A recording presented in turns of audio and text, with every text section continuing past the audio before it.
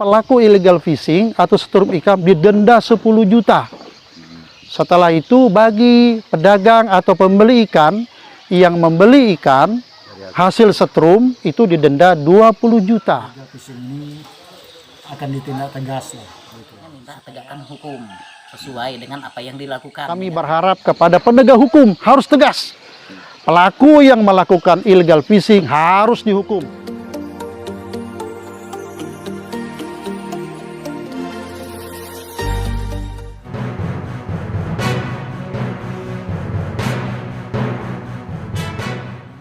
Di kampung kami ini sudah beberapa tahun warga itu sering melakukan illegal fishing.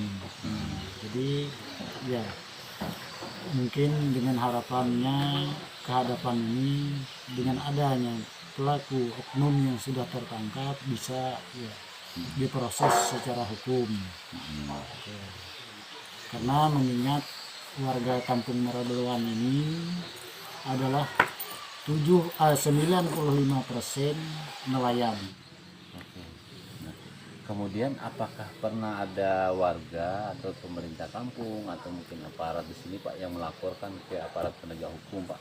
Tertangkap 2 orang, namun hanya dikurung beberapa hari terus dilepaskan. Akhirnya ya terus-menerus tetap aja melakukan illegal fishing.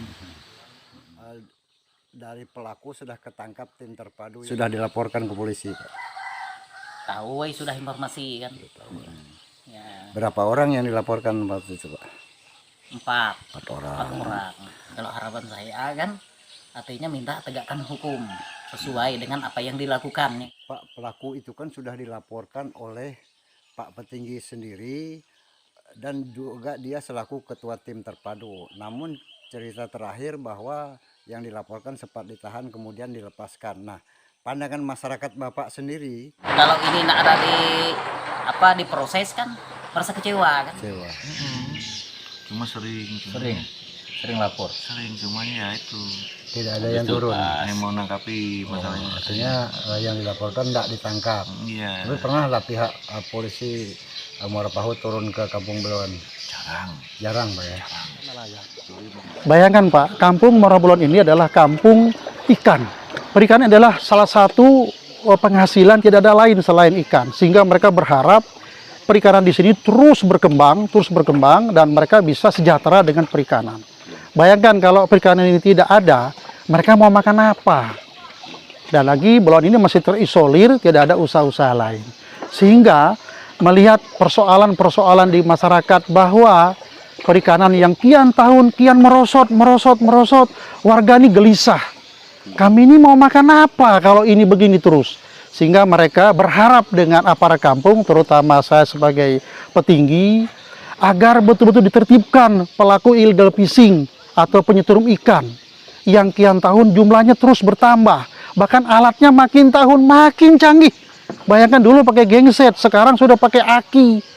Bayangkan. Nah, terus dengan kondisi itu sehingga kami bersepakat membentuk tim terpadu illegal fishing. Saya sebagai ketuanya bahwa pelaku illegal fishing atau seturup ikan didenda 10 juta. Setelah itu bagi pedagang atau pembeli ikan yang membeli ikan hasil setrum itu didenda 20 juta. Nah, supaya apa? Supaya harapannya jerah.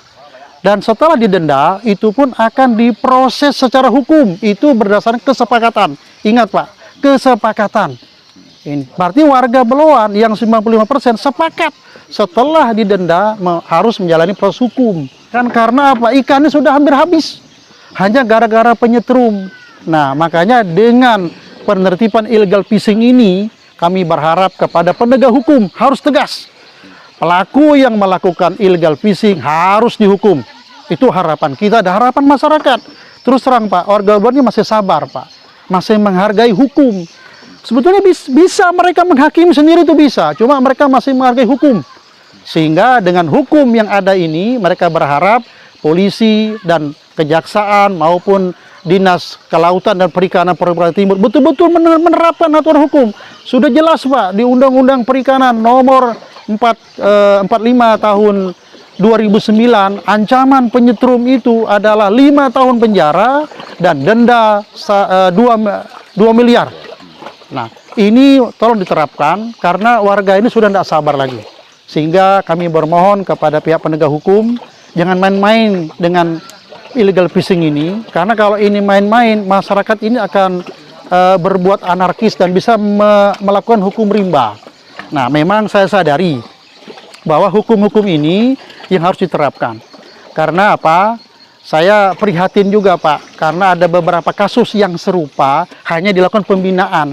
Kalau ini pembinaan terus, kapan pelaku ini berhenti? Contoh kasus di Morapau ada kasus setrum yang dibina, buktinya sekarang muncul lagi. Coba kalau di penjara, saya yakin mungkin akan berhenti ini. Jadi saya mohon Pak Gubernur, Pak Kapolda harus tegas, Pak, ini. Jangan main-main, Pak.